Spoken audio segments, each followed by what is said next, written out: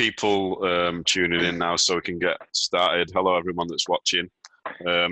Welcome to this, which will be the next in our series of BBS live streams.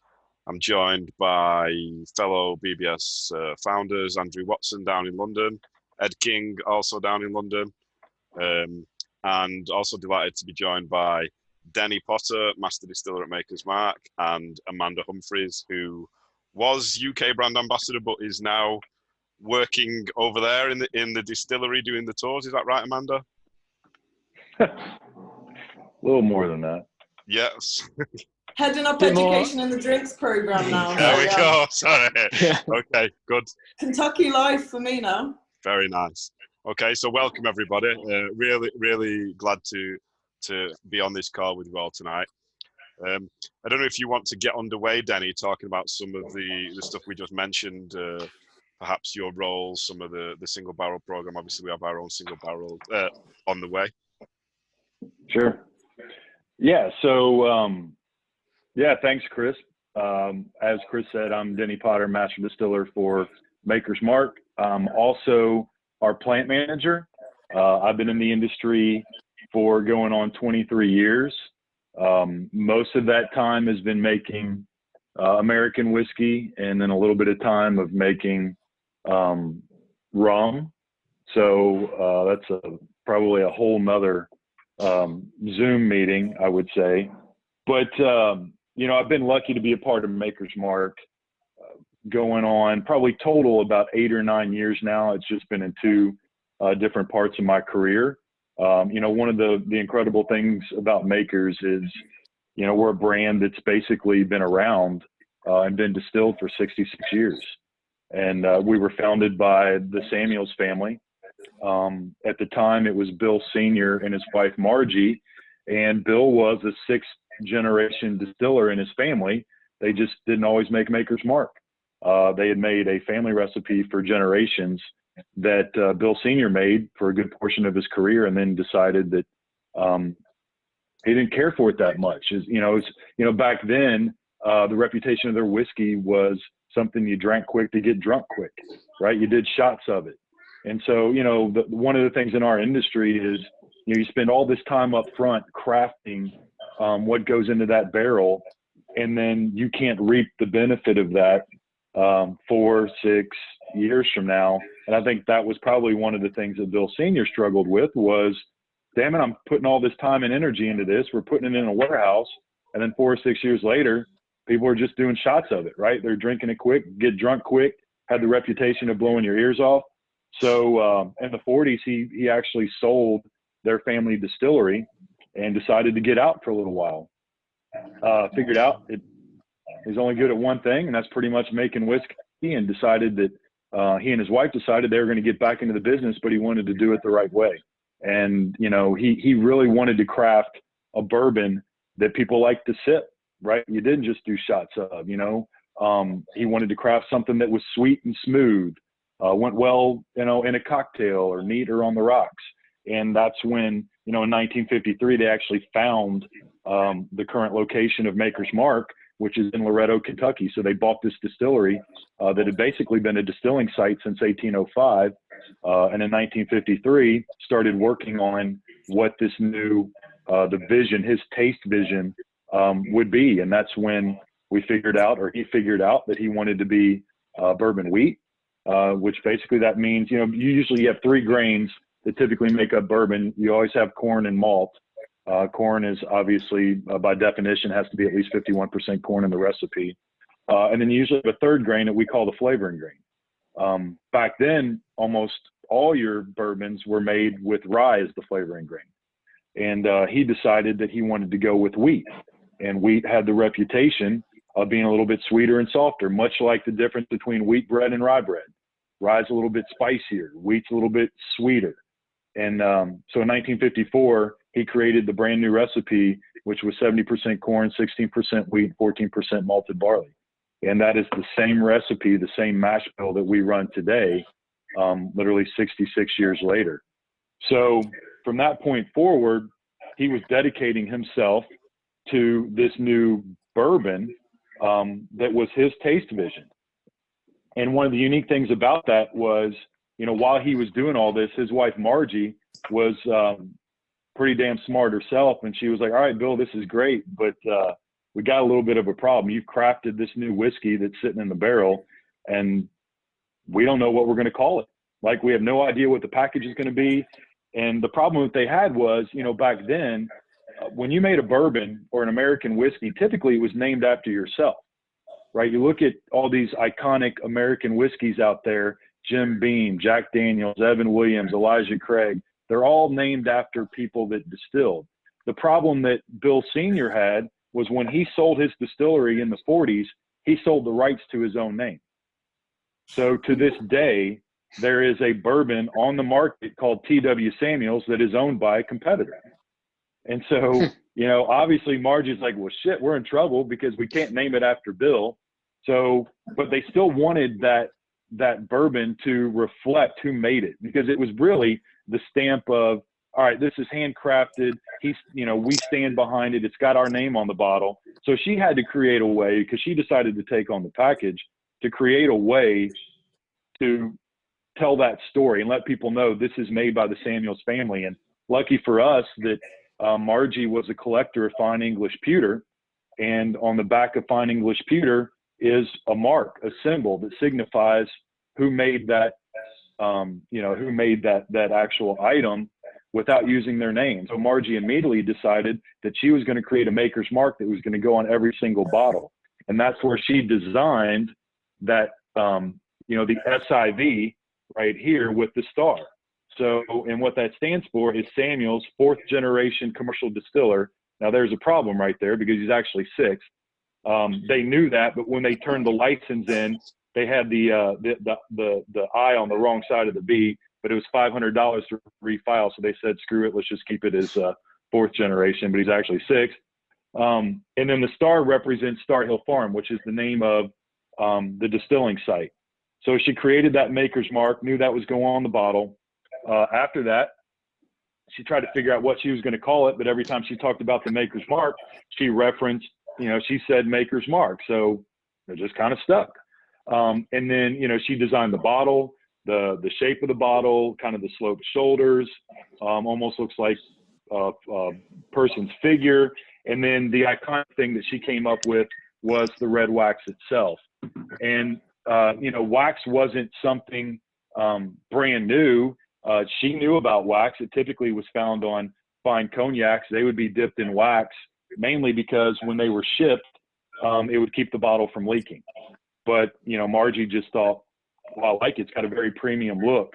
So, you know, within that first year, the 2 most important decisions ever made for Maker's Mark came to fruition, which was the new mash bill and then the wax.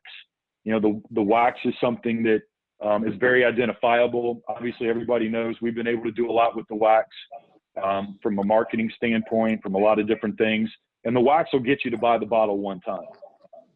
But you got to like the liquid that's inside of it. So, you know, Margie created that kind of that pull to the package itself. And then Bill created the liquid that, you know, once people sipped it and they realized, wow, this really is his taste vision, which is sweet, smooth, finish on the tip of the tongue, no bitterness. And, you know, it's just, it's a combination that has absolutely carried us for 66 years and is really our focus. We refer to it as classic makers, and it's because that's who we were. That's all we did for 55 years. It was really the only thing we did for 55 years. And, you know, what I love about this product is, to me, it's one of the best universal bourbons on the market. And what I mean by that is, if you're going to somebody's party, or you're having people over for dinner and you're not really sure what they drink, you think they might be into whiskey, this is a bottle you can have on your bar that, if people like stuff neat, on the rocks, classic cocktail, ginger ale, ginger beer, Coke, if they want to drink it with Coke, this is going to get it done. So, you know, it's got a very wide appeal, and obviously it's been very well received, especially the last 20 or 30 years. So it's, we've been lucky. And, you know, the fact that we're still making it today, today we've got about 240 employees. that work here at the distillery. We run 24 hours a day, 7 days a week. And, you know, the principles that we set forth, that Bill Sr. set forth back in the 50s are the same ones that we still utilize today. And, you know, what I tell a lot of people is, you know, the term craft bourbon, craft whiskey is obviously a term that's become very popular. We say that we're, you know, America's first craft distillery, but we really didn't even say that until the term became popular, because people equate craft with volume. And, you know, we're the number 3 bourbon in the world. So it's not like we're a super small brand. We've got legs behind us, but at the same time, we still do things the exact same way we've done them since 1954. And even though, you know, we'll fill 200,000 barrels this year, 200,000 new barrels, the way we do it's never changed. And even people that do, you know, 1 to 10 barrels a day probably wouldn't do what we do. And that's, we use a roller mill, right? So with the roller mill, you don't get as fine a grind. So your yields are going to suffer a little bit. However, roller mills for us give us the grind that we need for that, that taste profile to carry through. We use lake water. We do small batch sizes. So we're still doing, you know, 10,000 gallon mashes, which equates to 10,000 gallon fermenters, which for us right now is about 25 barrels. So very small batch size. We've expanded twice in 66 years, but we've never increased the size of our stills. We've never increased the size of the mash tubs or the fermenters. We have just added that equipment. We've created or put in exact replicas of what we've always used. When you get beyond that, you're looking at, you know, we still grow all of our own yeast every single day. So we propagate our own yeast. We don't send that out to be propagated and then pitch it dry. We do all that. We've got 2 full-time employees that's what they do, is they propagate yeast. And when we go in the barrel, you know, one of the rules of bourbon is you got to be 125 or less going in the barrel, going at 110. And because we feel like we like that ratio between the wood and the alcohol. We want a little bit less alcohol in there so we get a better maturation. That may not seem like a big deal, but that's a huge deal. And as you get bigger and you've been around for 66 years, there comes a point where there are financial pressures, right? We spend a lot at 200,000 barrels. You know, a barrel for us right now is about $165 a piece, brand new. So if we decided all of a sudden that we wanted to go in at 125 instead of 110, we could save $4 to $5 million just like that in 1 year.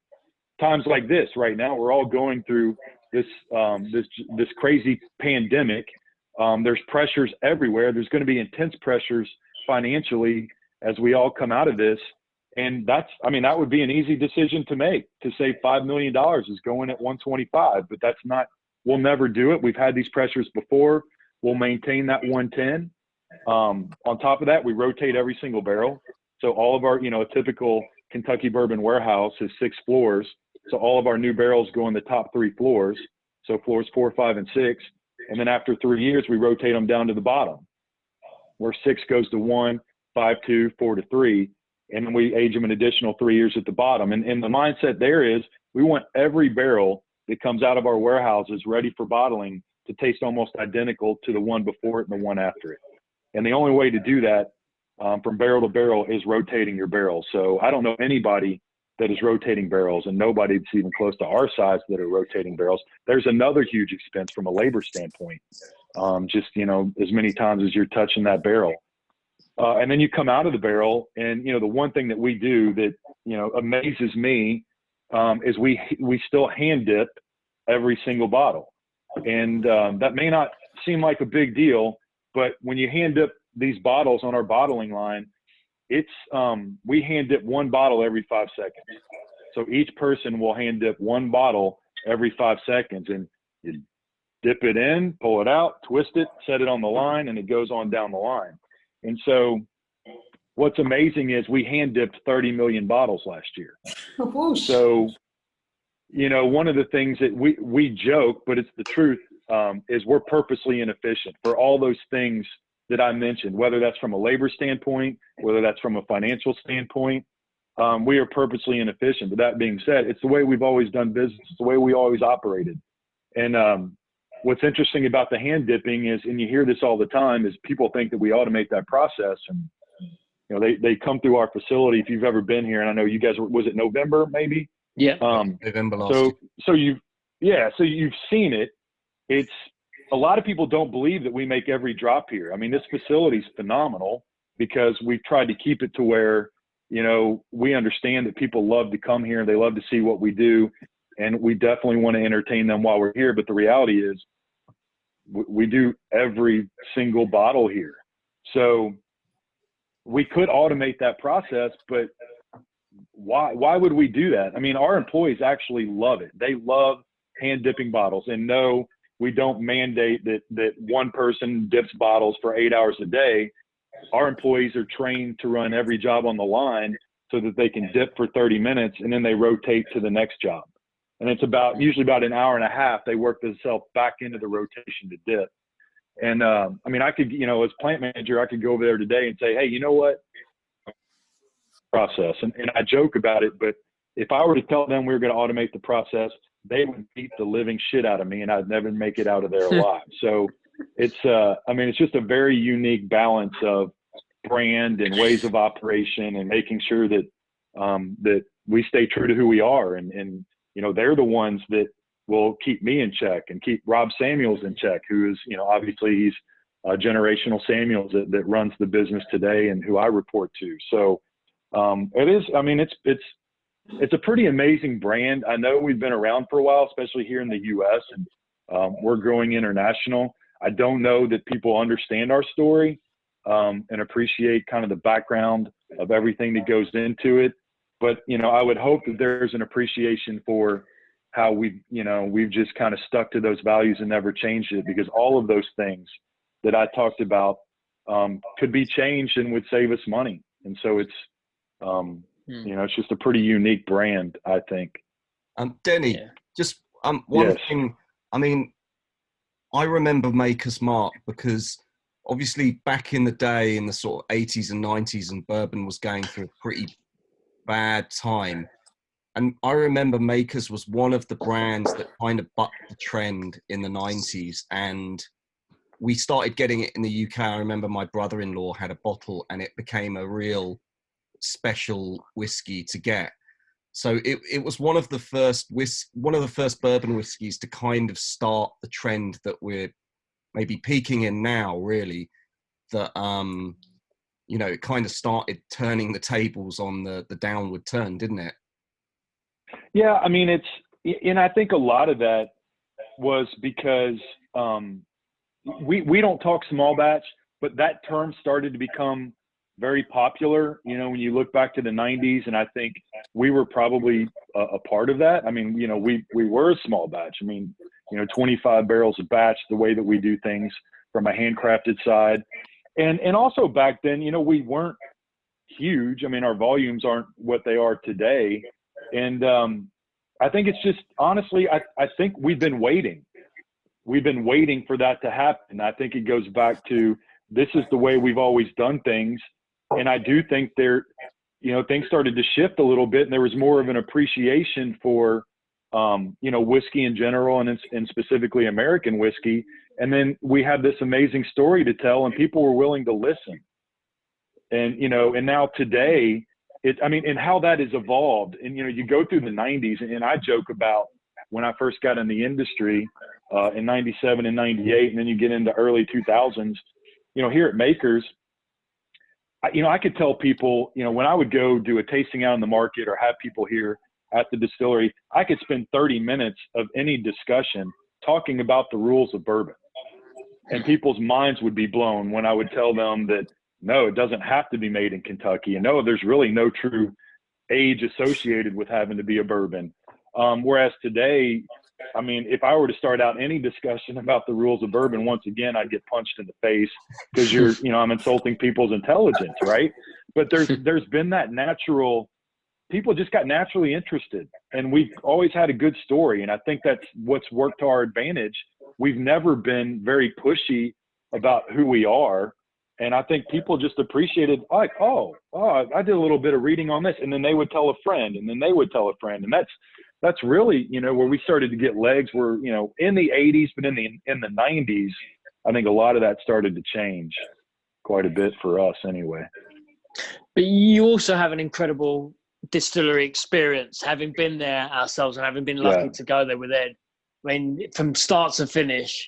I mean, for those watching that haven't been, highly recommend it if you ever go to Kentucky, because it's kind of not to.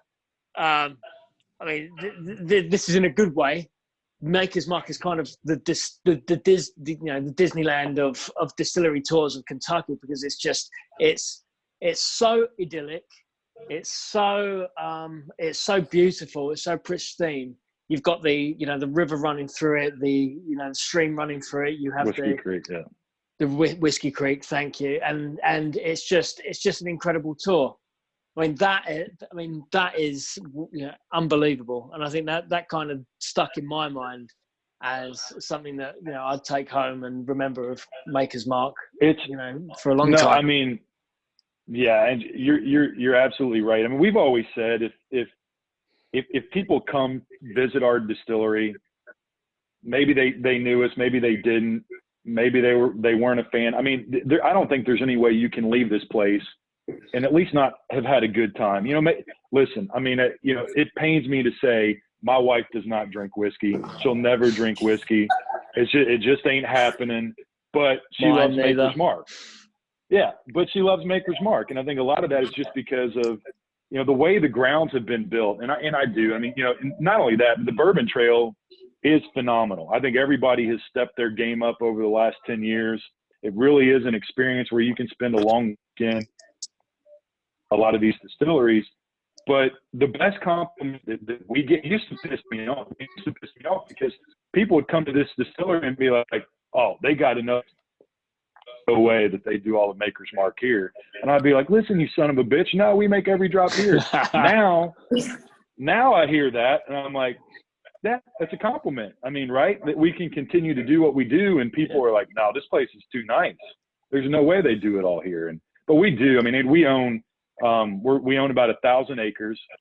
Originally, we started out with about 200 when Bill Sr. and Margie first bought the property, and then we've kind of expanded out since then. And the focal point from day one has always been, people, we want people to come visit us, so let's make the place look nice. And that's taken on different iterations throughout the year. But anytime we do any operational expansion, we're going to be spending any money down here, one of the first things we ask during, the initial project kickoff is, how can this impact the visitor's experience? How can we tweak this to make that experience even better? And so where a distillery expansion for some people might cost $7 or $8 million, if they're dropping in a still, for us is going to be 12, because we're just, we're going to add stained glass. We're going to do other things. I mean, it's pretty phenomenal.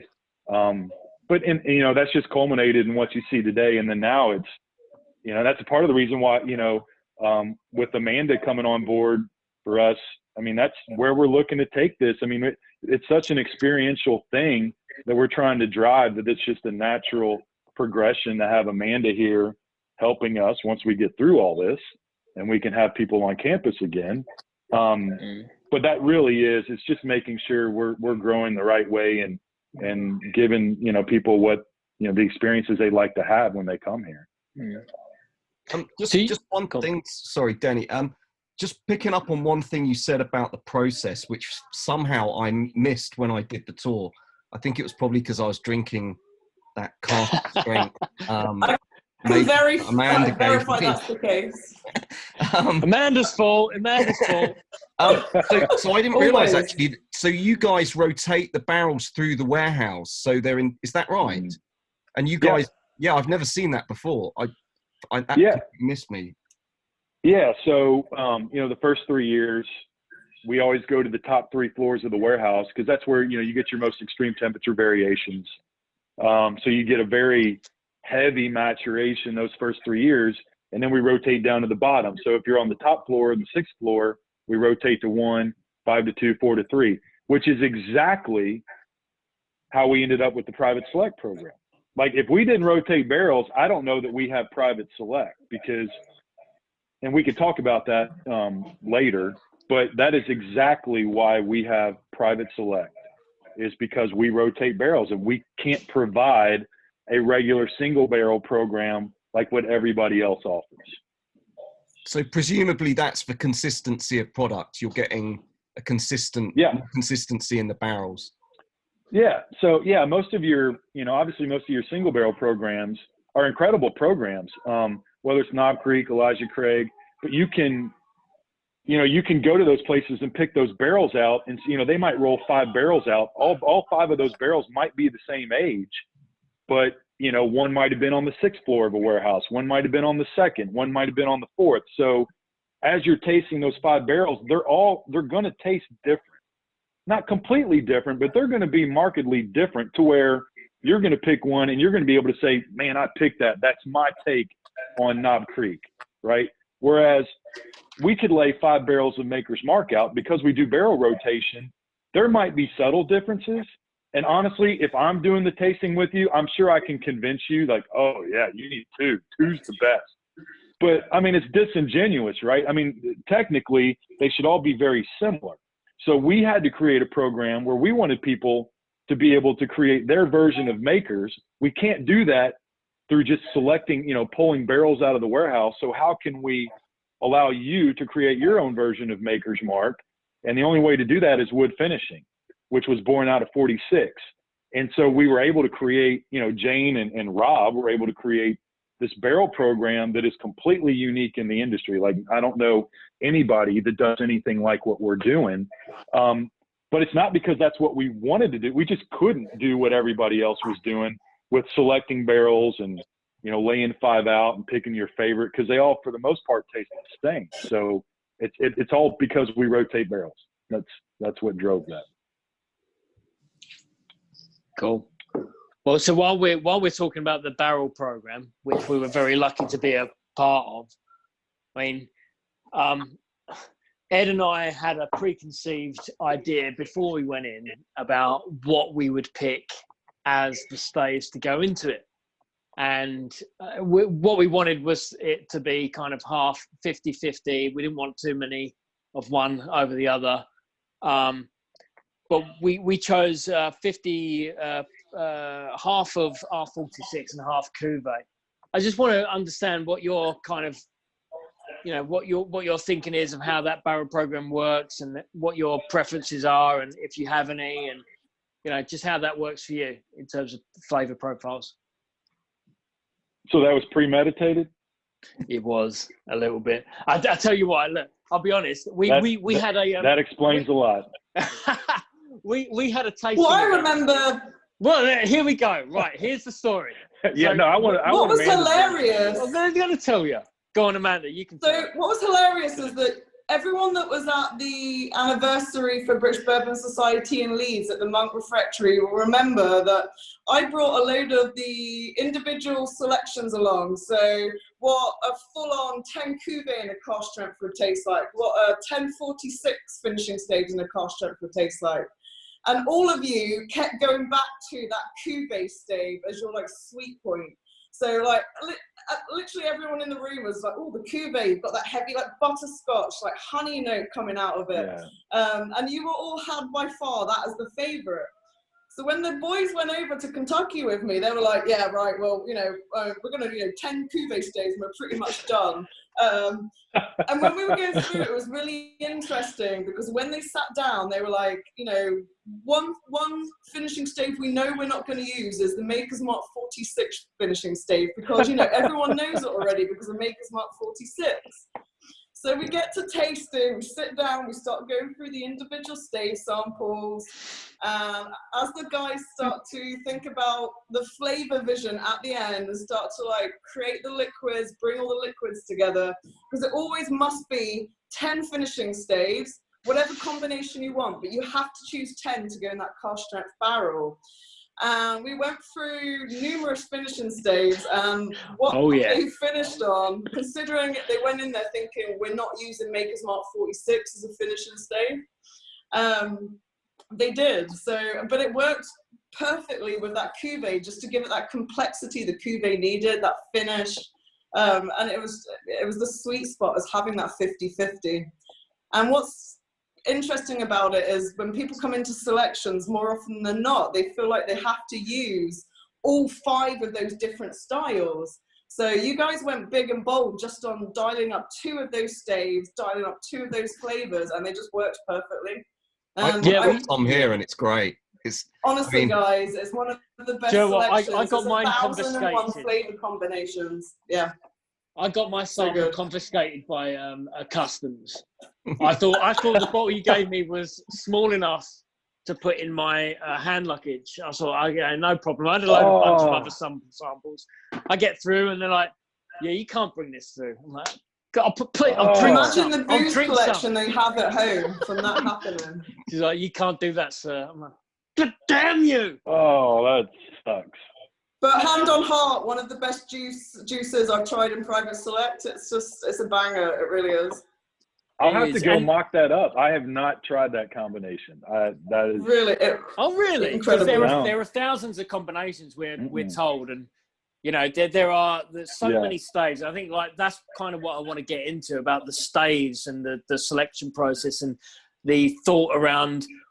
You know, some of these staves that you're doing innovative things to. I mean, we were told about infrared and sous videing and all sorts of funky stuff that you're doing to staves. What are you doing with staves, and why are you doing it to get to that? To where we are today with the selection process.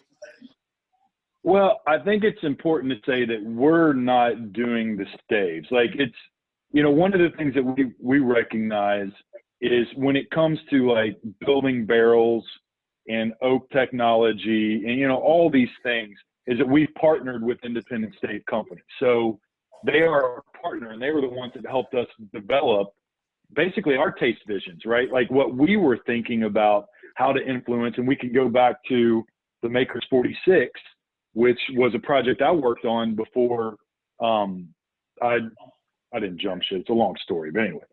Right before I left Makers the first time, that was the project that I worked on with Bill Jr. and Kevin Smith. We partnered with them. I mean, we went to them and said, "Hey guys, here's what we're looking at. Here's what we're thinking. We have no idea." Bill Jr. was like, he said he wanted to create a Makers on steroids, just to Makers amp up, and we had a lot of guardrails around that. And so, we've always been friends with the Boswell family, which is the ones own independent stave. And so when we went to talk to them about anything that we could do on the barrel side, they immediately started talking to us about wood finishing and how that was something that was very prevalent on the wine side of the business. And then they started showing us what they were doing on the wine side. And we were like, well, shit, why can't we try to use this, on the whiskey side? And they're like, we've been waiting for somebody to ask us about this. So, it is unique. I mean, they've got, the thing about that, back on the 46 project, I remember talking to Brad Boswell, and Brad said, yeah, here's what we're doing. He's like, I tell you what, he goes, we'll have our wood chemist come down next week and meet with you guys. I'm like, what the fuck is a wood chemist? I'm like, I didn't know, is that made up or what? And then the guy showed up. I'm like, no shit, he's a wood chemist. This guy's a wood chemist. So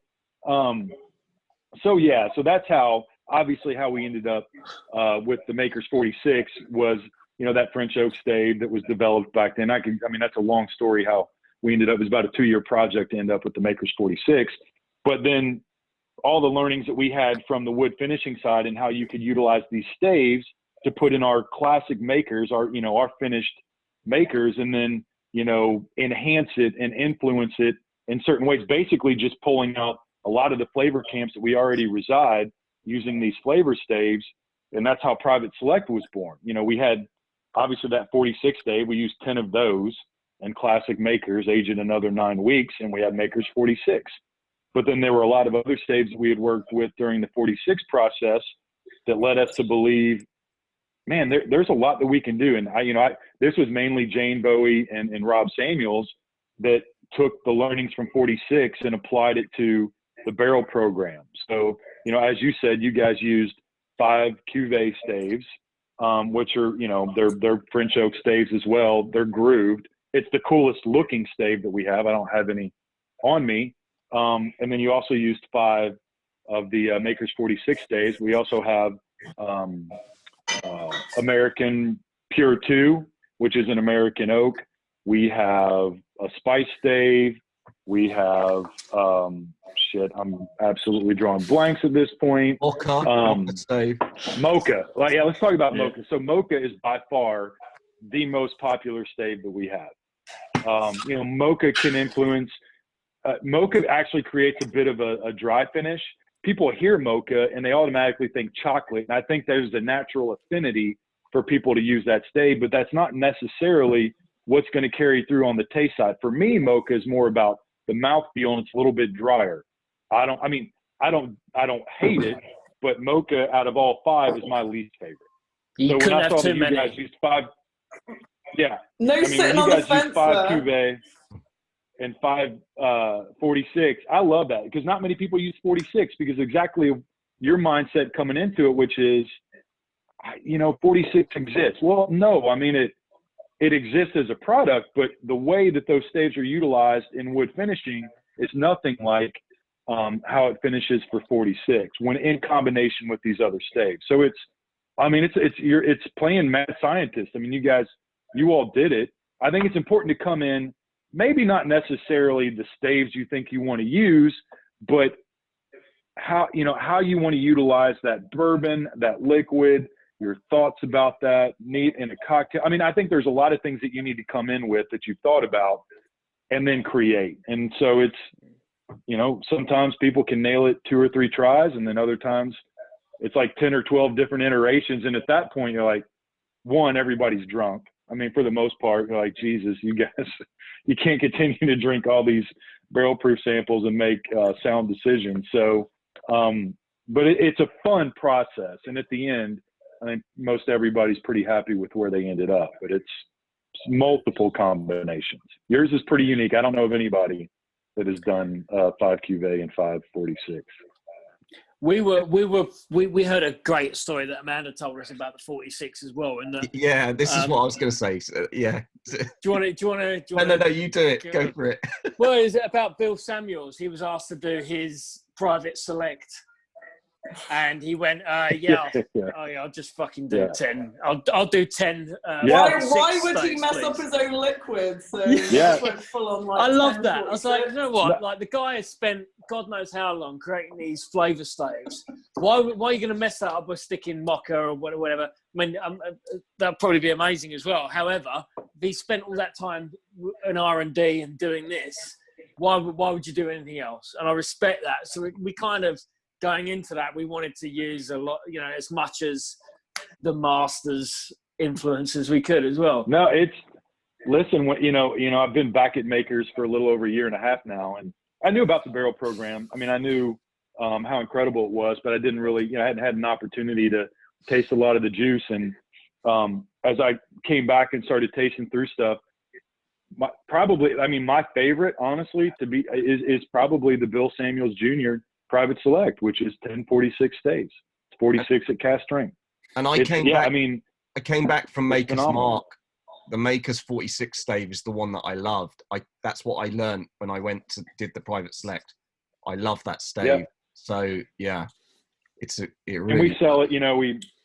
We sell it in the gift shop, and we offer a Private Select. So I think you guys had a taste panel one. We kind of every now and then we'll throw stuff out there. We'll let some people here at the distillery just create a barrel so we can sell it in the gift shop. But we always have the Bill Samuels Jr., mainly because Bill comes down every Thursday to give a public tour. And if we're not selling his favorite Private Select, then somebody's going to be in trouble. And his plant manager is probably going to be me. So we're gonna always have the Bill Samuels Jr. Private Select.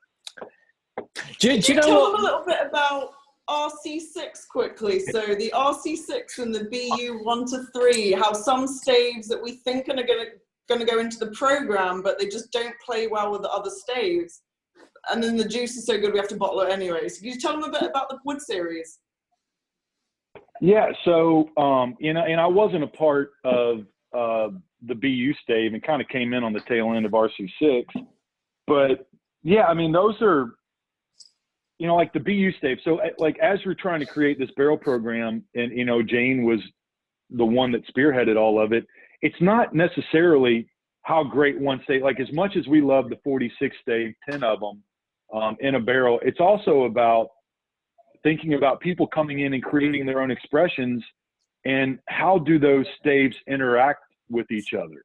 you know, because at the end of the day, it can't taste bad, right? So we have to make sure that it's still going to hold true to the values of makers, just enhance some of these flavor camps that we live in.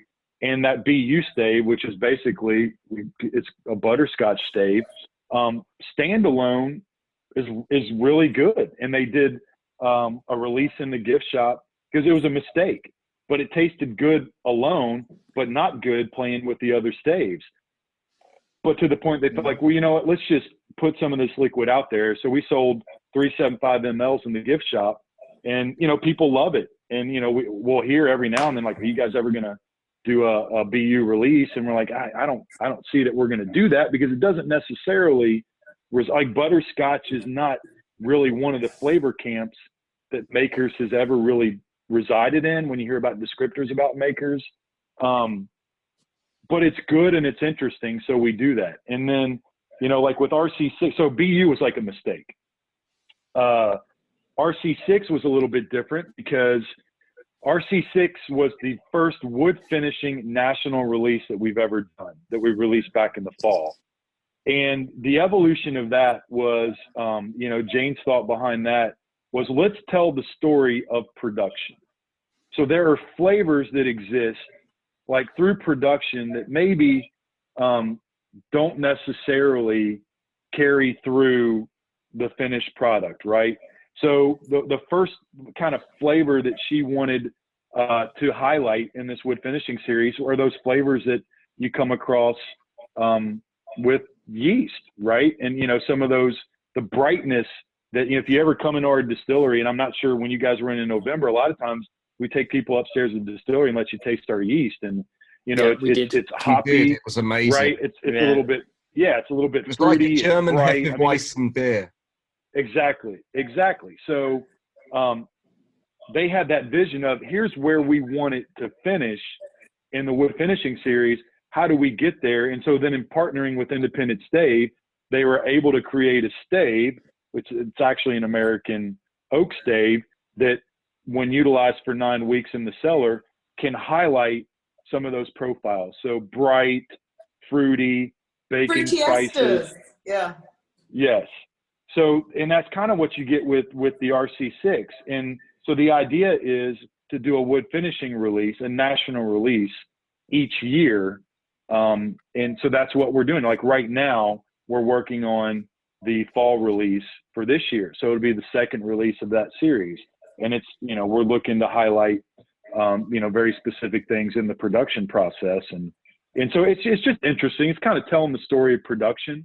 But yet it still tastes good and maybe is a little bit different than how you see the Private Select program or Makers 46. And, you know, just a different way on the wood side. And there's more stuff coming. Is that, I mean, RC6 is part of a state. There's more stuff coming, is that right?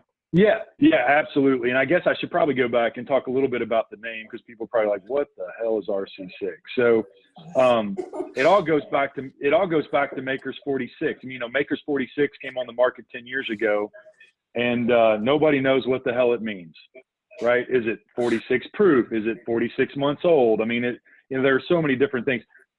You know, back when we were creating Makers 46 and we were working with Independent Stave on wood finishing, and we were trialing multiple different stave profiles with the end vision being Makers on steroids. Well, it was stave profile 46 that got us there.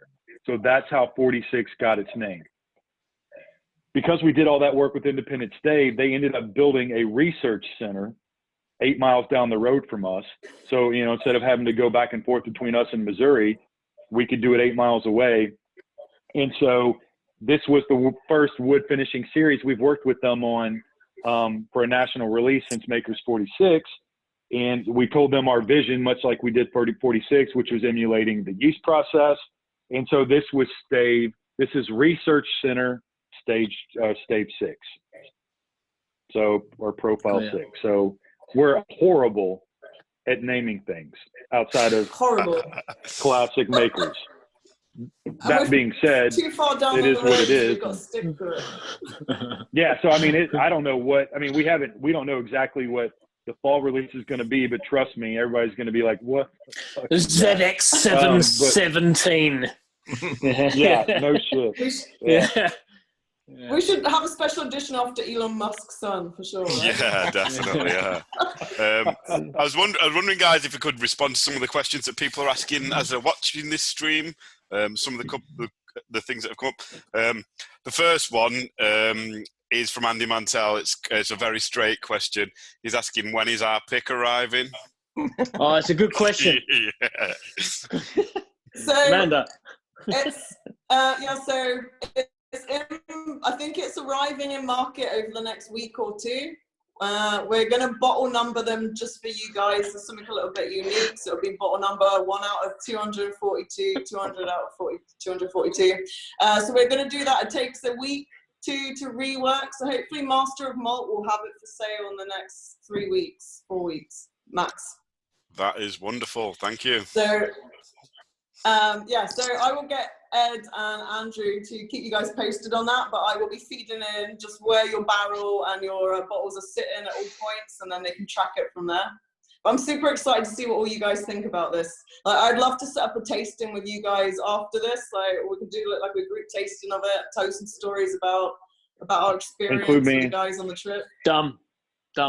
Yeah, that sounds like a great idea. I'd love that. Because it is, honestly, it's one of the most incredible juices I've tried on it. I haven't tried all 1001 selections yet, so I'm just constantly finding new profiles. Well, you just got here, Amanda. A new one for me. That's no excuse. Yeah, how long do you think that'll take you, Amanda? To Andrew's point before, if any of the British Bourbon Society members are over in Kentucky, guys, let me know. We'll make sure we roll out the red carpet and you guys get looked after when you come to the distillery. So keep us in touch if you visit in Kentucky. When all this sorts itself out and gets lifted. We hope to see some of you over there. I've got a question, and this is something that was more of an observation that I had when I was with Ed. Because in my mind, when you think of wheated bourbons, you think surely you can bring out some aged barrels, some aged stock, and why hasn't Maker's Mark done this? Because you clearly must have the barrels to be able to do that. However, you sound like Fred Minnick. Well, hold on, hear me out. Andrew, where's this going? How dare you? Where's my cravat? I got static. I'm getting some static. I can't. What? No, but where Fred Minnick probably hasn't experienced this is that when I was with you, Amanda, you took us into that room and we tried some aged juice of Maker's Mark. And through the years, the point in which Maker's Mark tasted the best was in the point in which you've released it at. It's clearly a considered process. It's not like you've gone, let's just do this for economical reasons. It's done because it tastes the best at that age. It starts to taste, in my opinion, I'm not sure what Ed thinks, but it did start to taste a bit over oaked. I don't know. Yeah, overriding oak flavours. And what you tried was at 9 years old. Yeah, so 9 was too much. To show the nose was actually amazing. The nose was amazing, but the taste flattened out. But the taste doesn't match the nose. I'm guessing the fact that you rotate the barrels also means that aging stuff slowly in the bottom of the warehouse is less of an option. So you're keeping a consistency of barrels. I'm presuming that also affects it. As far as like getting them out, if you wanted so we to can do an older stuff. Yeah, what's interesting about it is, and I don't know too many brands that start out this way. It's just having that initial taste vision and sticking to that. So, if you want sweet, smooth, finish on the tip of the tongue, no bitterness, it's not that the 9-year-old is bad at all. It's good stuff. And I'm with you, man. I think the nose on that stuff, as it gets older, is phenomenal. It's just so heavy, vanilla, caramel, cherry notes. It's incredible. Where it differs is the taste it's not balanced. The taste doesn't match the nose. And it's not as defined, and you get a little bit, it's just not who we are. Doesn't mean it's bad. Do we hold some barrels back? We do. It's mainly for experimentation. Mainly for like when people like you come in, we can taste you through that. Because people ask that, a lot of the questions we get is, why don't you do an older makers? Why don't you do an age-stated makers? All these things. And if you're on site, then we can actually taste you through that. And that we don't have to say a word. We can just taste you on it. And then you'd be like, all right, I get it. Agreed. You kind of, you kind of covered up another question that we asked there, which was Alex Gillum asking, is the whole range around 6 years old, or is anything aged longer? There's another question they've asked about P6.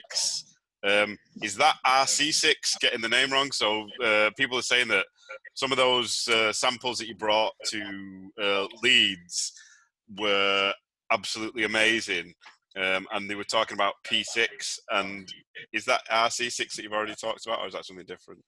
Yes, so I think you guys, we had a P2 stave, which is the only American oak stave within those 5 staves in the private select program. And then what I had was I managed to sneak back a bottle of RC6. I think it was the only one outside of America. So I managed to bring back a sample of that, and I think you guys were the first. My sister's ringing me. Sorry. I think you guys were the first.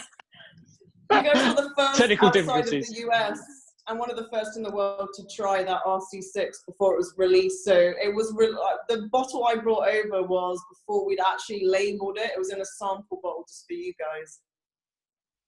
And so then another question Andy Mantell asked, but I think you said the answer to this. How many possible barrel stave combinations?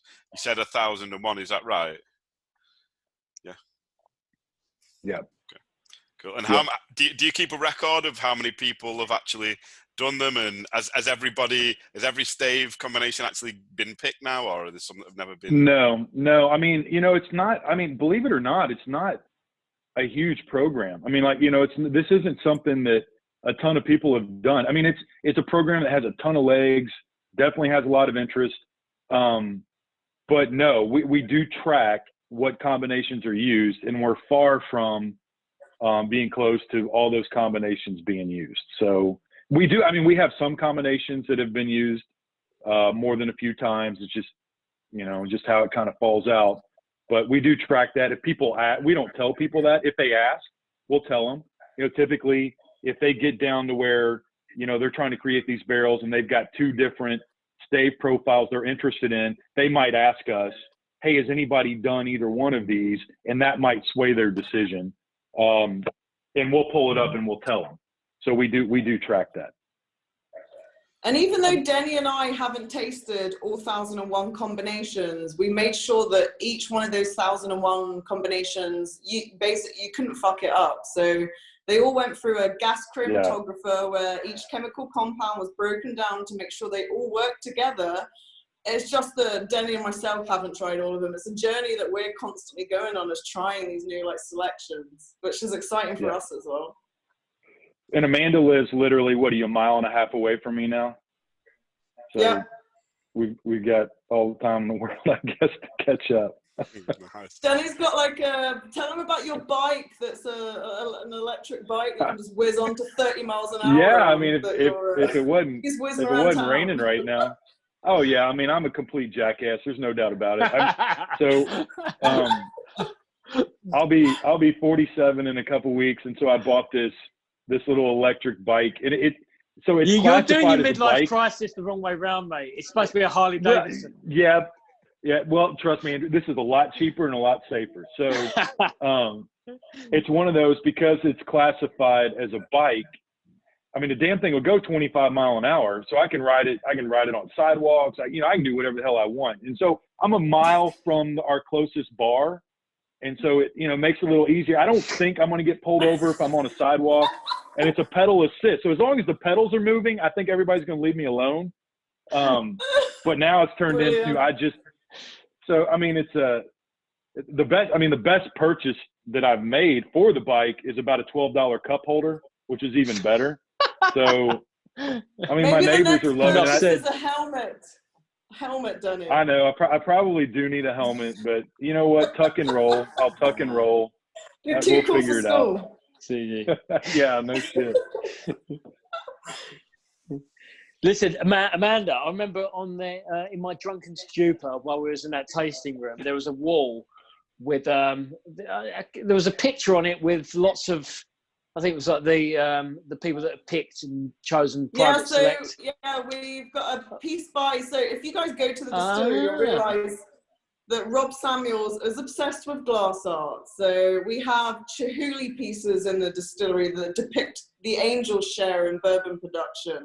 Some Stephen Rolfe Powell pieces that he's exhibited. So when you come to the distillery, it almost feels like you're coming as a destination for like culinary arts as well as a distillery. So there's another piece that's done by local artists in the private select cellar. So it's a piece of wheat that is like all like hand blown in loads of different pieces. And then one of our pillars is water. So we have our own 10-acre spring-fed lake at the back of the property where we're using for most of the production.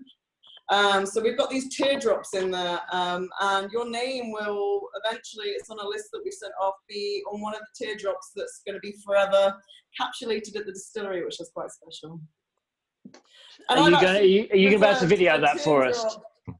Just for the UK market, so it'll be for you guys and whoever sort of follows on after you guys in your footsteps. Awesome. Sweet.